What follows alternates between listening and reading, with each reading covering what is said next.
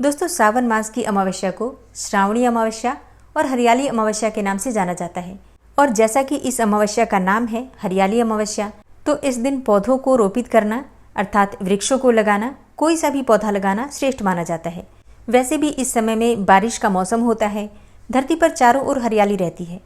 ऐसे में अगर हम पौधे लगाते हैं तो बहुत जल्दी वो पनप जाते हैं।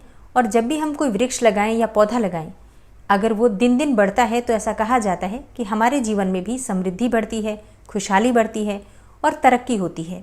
पौधा लगाने से, वृक्ष लगाने से हमारे पितरों की आत्माएं भी तृप्त होती हैं।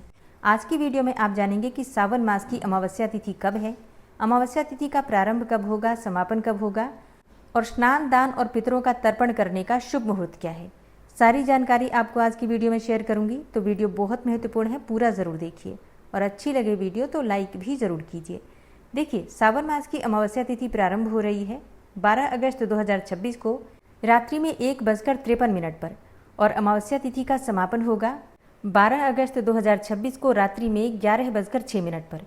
तो सूर्योदय कालीन तिथि के अनुसार 12 अगस्त 2026 को यानी कि बुधवार के दिन हरियाली अमावस्या, सावन मास की अमावस्या मनाई जाएगी। स्नान दान का शुभ मुहूर्त क्या होगा? अमावस्या तिथि पर ब्रह्म मुहूर्त में स्नान करते हैं और ब्रह्म मुहूर्त का समय है सुबह 4 बजे से 5 बजे तक। तो ब्रह्म मुहूर्त में स्नान करके विधि विधान से भगवान शिव की, माता पार्वती की पूजा कीजिए। इसके अलावा माता लक्ष्मी और भगवान श्री विष्णु की भी विधि विधान से पूजा करने से घर में समृद्धि आती है। और बुधवार का दिन है तो अभिजीत मुहूर्त नहीं प्राप्त होगा, लेकिन इसके अलावा बहुत सारे शुभ मुहूर्त हैं, जैसे कि पुष्य नक्षत्र है जो कि सुबह 7:59 तक है। इसके बाद अश्लेषा नक्षत्र का प्रारंभ होगा और व्यतिपात योग का संयोग बन रहा है इस दिन, जो कि दोपहर में 3:25 तक रहेगा। तो बहुत ही शुभ योग है। इस समय में आप पितरों का तर्पण करते हैं, आराधना करते हैं, पितरों का स्मरण करते हैं, पितरों के लिए दीपदान करते हैं, किसी ब्राह्मण को, जरूरतमंद को भोजन कराते हैं। तो इससे आपके पितरों की आत्माएं तृप्त होकर आपको आशीर्वाद देती हैं और आपका जीवन सुखमय होता है। रुके हुए काम बनते हैं, संतान प्राप्ति में, विवाह में, मतलब किसी भी प्रकार के मांगलिक कार्य में बाधा आ रही है तो पितरों के आशीर्वाद से आपका वो मांगलिक कार्य पूर्ण होता है। तो हरियाली अमावस्या के दिन आपको प्रातःकाल जल्दी उठना है। उठकर नित्य कर्मों से निवृत्त हो जाइए और अमावस्या तिथि पर घर की साफ सफाई करने का विशेष नियम होता है। मतलब घर की सफाई अच्छी तरीके से अमावस्या तिथि पर करने से किसी भी प्रकार की परेशानी आपके जीवन में हो समाप्त होती है।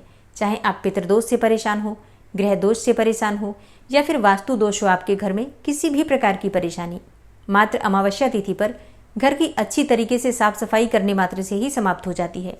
और इसलिए मैं हमेशा आप लोगों से अमावस्या तिथि पर घर की सफाई करने के लिए ज़रूर कहती हूँ। तो चाहे आप कुछ न करें, लेकिन घर की सफाई अवश्य कर लिया कीजिए। अब अगर आपको सुबह समय ना मिल पाए तो आप दिन में भी कर सकते हैं। जैसे कि सुबह उठकर स्नान कर लीजिए, स्नान इत्यादि करने के बाद दिन में आप सफाई कर सकते हैं। लेकिन हाँ, सुबह के समय घर में झाड़ू लगाकर और इसके बाद घर के मुख्य द्वार को अच्छी तरीके से पानी से धो लीजिए, फिर स्नान कीजिए, ठीक है। फिर बाकी की सफाई आप चाहें तो दिन में भी कर सकते हैं, कोई समस्या नहीं है। हरियाली अमावस्या पर पितरों के लिए दान और तर्पण करने का विधान है।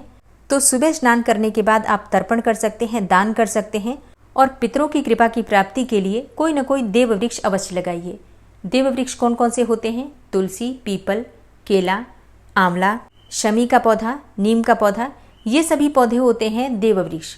इनको लगाने से पितरों की कृपा प्राप्त होती है, क्योंकि ऐसा कहा जाता है कि इन देव वृक्षों के पूजन से पितरों की आत्माएं तृप्त हो जाती हैं। स्नान करने के बाद दान करना चाहिए। अब दान किस चीज़ का करें? देखिए, सबसे आवश्यक होता है सीधा दान करना। सीधा अर्थात एक व्यक्ति के लिए, कम से कम एक व्यक्ति के लिए भोजन की सामग्री, भोजन की कच्ची सामग्री। आप चाहें तो किसी को घर बुलाकर भोजन भी करा सकते हैं, लेकिन अगर आप ऐसा नहीं कर पाते हैं तो ऐसे में भोजन के लिए कच्ची सामग्री, दाल, आटा, चावल, सब्जियां, ये सभी चीज़ें एक जगह रखकर और मनस लीजिए 3 बार जल का घेरा देकर और अपने मन से संकल्प कीजिए कि आप इन सभी सामग्रियों का दान कर रहे हैं किसी ज़रूरतमंद को या फिर किसी ब्राह्मण को। और हाँ, दान की सामग्री के साथ आपको कुछ पैसे दक्षिणा स्वरूप जरूर रखना है। दान में आप कोई भी वस्तु दान कर सकते हैं, जैसे कि फलों का दान कर सकते हैं, अन्न का दान तो हम करते ही हैं, इसके साथ ही वस्त्रों का दान भी आप चाहें तो कर सकते हैं। जैसे अभी बरसात का समय है तो आप चाहें तो छाते का दान कर सकते हैं, जूते चप्पल का दान कर सकते हैं। तो अपनी सामर्थ्य के अनुसार आप जो भी सामग्री दान करते हैं, श्रद्धा के अनुसार, उसी का आपको फल प्राप्त होता है। अब जैसे कई भक्तों के प्रश्न आते हैं कि क्या परिवार का हर सदस्य दान करेगा?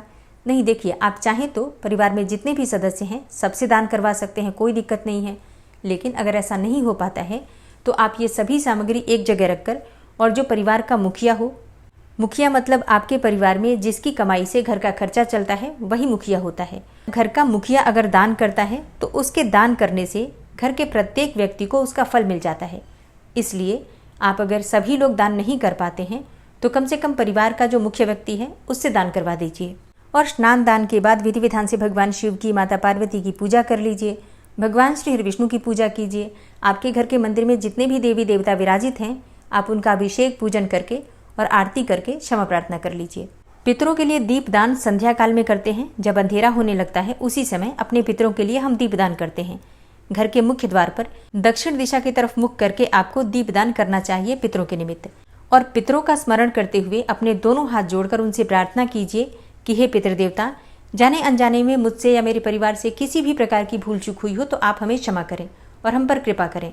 शास्त्रों में ऐसा कहा गया है कि अमावस्या तिथि के दिन पितर धरती पर आते हैं। प्रत्येक मास की अमावस्या पर पितर धरती पर आते हैं ताकि वे अपने वंश से तृप्त हो सकें, और इसलिए पितरों के लिए हम जल से तर्पण करते हैं।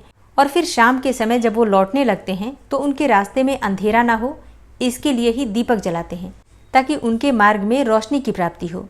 और जब उन्हें रोशनी मिलती है तब वे प्रसन्न होते हैं और अपने वंश को आशीर्वाद देते हैं। उनकी समृद्धि का, संतान की वृद्धि का, हर प्रकार की सुख समृद्धि का आशीर्वाद वो अपने वंश को देकर जाते हैं। और जब तक पितर प्रसन्न नहीं होते तब तक देवताओं की कृपा भी हमें प्राप्त नहीं होती। इसलिए पितरों की कृपा अत्यंत आवश्यक है।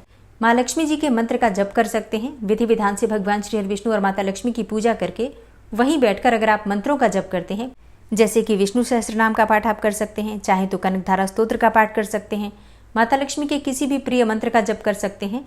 तो दोस्तों, अमावस्या तिथि से संबंधित ये जानकारी उम्मीद करती हूँ आपके लिए उपयोगी होगी। इसके अलावा भी अगर आपका कोई भी प्रश्न हो तो आप कमेंट बॉक्स में लिख सकते हैं। बिल्कुल आपके सभी प्रश्नों का उत्तर आपको सही समय पर मिल जाएगा।